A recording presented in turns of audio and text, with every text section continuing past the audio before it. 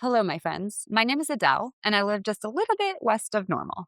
If you're anything like me, you might be living an unconventional life, or you might live a little bit beyond that typical white picket fence. I've always been highly intuitive, and I've had to find ways to mesh that with my interaction of the world. Now, that's come to life through the energetics and spiritual side of my world.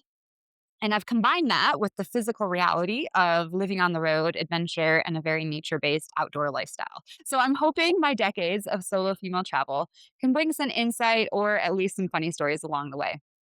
I grew up in northern Michigan in the woods, like deep woods, about a mile long driveway.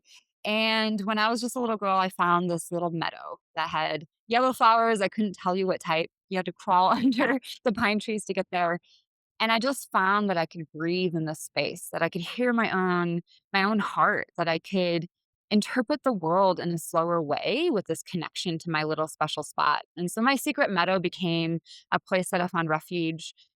So at a young age, I developed this connection to self. I'll call that intuition, to my higher self, to my own spirituality, to the point that I actually learned Catholicism wrong. And yet I played the part. I got baptized, confirmed in the Catholic Church. I actually was an altar server.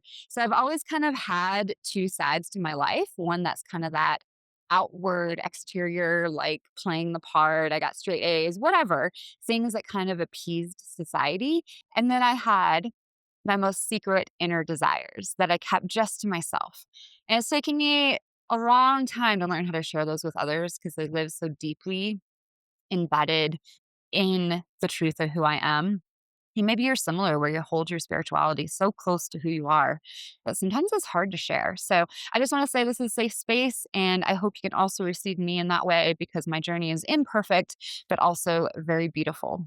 At about 3 years old, I declared to my parents that I was moving to Alaska to run sled dogs. Now, this is pre internet, so I don't really know where I got the idea. I simply think I was born with this connection to Alaska. And I always say that places choose me versus me choosing places. And now that I have different language and different understanding of, psychological or spiritual terms, I can understand that that was my own intuition leading me into the life that I desired. So since I had this existence of loving Alaska since I was three years old, it became such a focal point of my life. And I think the cool energetic side of this is when we decide something for ourselves, full and true, and it is done, then the universe can only support us to get there.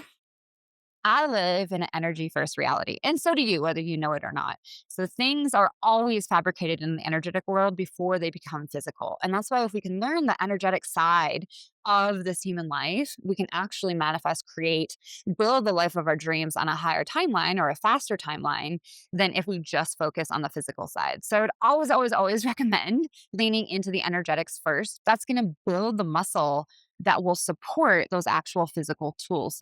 There's so much content and information and other voices and shoulds from other people. But the reality is, you know what's best for you.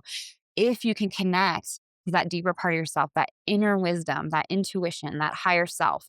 And if you can believe in a paradigm where you can go inward into that depth of knowledge. So I do believe it requires a level of like spiritual acceptance. And I use the word source, whether you want to use God or any other variation of the word, really is connecting to that higher self so then we can live that out here.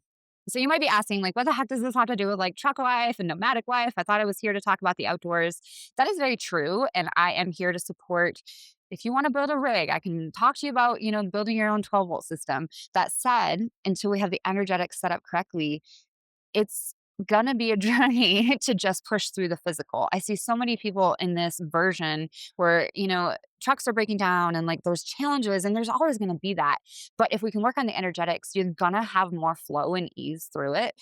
And maybe that's my piece of wisdom to share is it's taken so long for me to find what the heck is flow and like what does that actually mean. And I've finally been able to go revisit that younger version of myself who's so naturally connected to my inner knowing, and I'm finding that out here on the road in my own solitude. And even when things go amiss or there's like interactions with people that feel crappy or whatever's going on, I'm learning and building that muscle constantly to reconnect to self so I can find the best way forward for me. if we can follow that inner knowing, we're going to have so much more success in living out the uniqueness of who we are.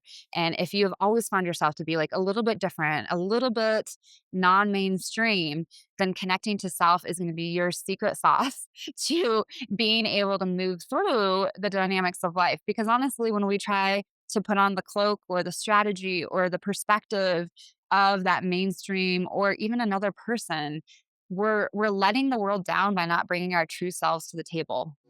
So, my friends, live large and stay west of normal.